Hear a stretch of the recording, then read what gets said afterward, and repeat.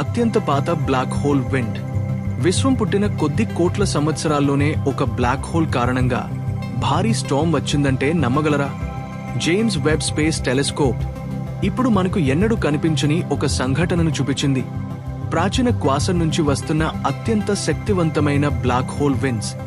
అది big bang తర్వాత కేవలం 600 మిలియన్ సంవత్సరాల్లోనే ఏర్పడింది. ఇది ఇప్పటివరకు కనుగొన్న అత్యంత పాత బ్లాక్ హోల్ విండ్. అంటే అప్పటికే విశ్వంలోని తొలి గెలాక్సీల రూపకల్పనను సూపర్ మాసివ్ బ్లాక్ హోల్స్ నియంత్రిస్తున్నాయని అర్థం.